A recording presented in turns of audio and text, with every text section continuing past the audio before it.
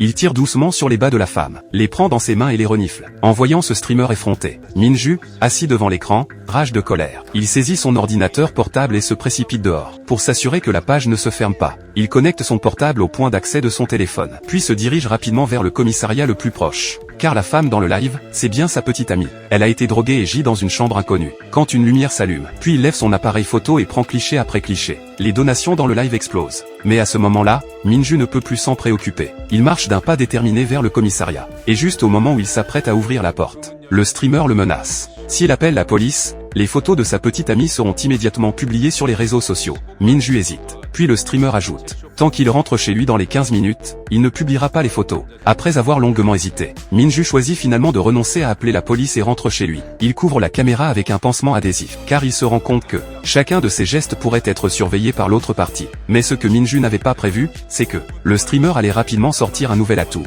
avec l'apparition de divers accessoires. Minju réalise également qu'une tragédie va se produire. Alors que les donations se multiplient, le streamer prétend qu'il enverra la vidéo intime à celui qui aura donné le plus, pour éviter que la vidéo de sa petite amie ne soit diffusée. Minju commence à lui envoyer désespérément de l'argent, versant ses seuls 30 000 yuan d'économie. Mais contre toute attente, il se fait finalement dépasser. Minju n'a d'autre choix que de supplier l'autre. L'autre accepte à contre-cœur de lui vendre pour 50 000 yuan. Minju, désemparé, n'a d'autre choix que de retirer de l'argent de sa carte de crédit, dans l'intention d'acheter la vidéo avec cette somme. Mais à ce moment-là, des coups retentissent soudain à la porte. Quand Minju ouvre la porte, il lui arracha ses vêtements. Il découvre que c'est son ami Yeonmin. Il lui demande aussitôt de sortir son téléphone, pour que son ami filme et appelle la police. Mais à cet instant, le streamer à l'écran révèle encore quelque chose. Il déclare que la petite amie de Minju est enceinte, et montre des photos. Yeonmin, témoin de cette scène, est très choqué. Il dit qu'il y a forcément quelque chose de louche, et demande à Minju de ne pas se faire avoir. Minju, apprenant la grossesse de sa petite amie, n'écoute plus rien. Il envoie directement les 50 000 yuan à l'autre. Minju reçoit rapidement la vidéo envoyée par le streamer.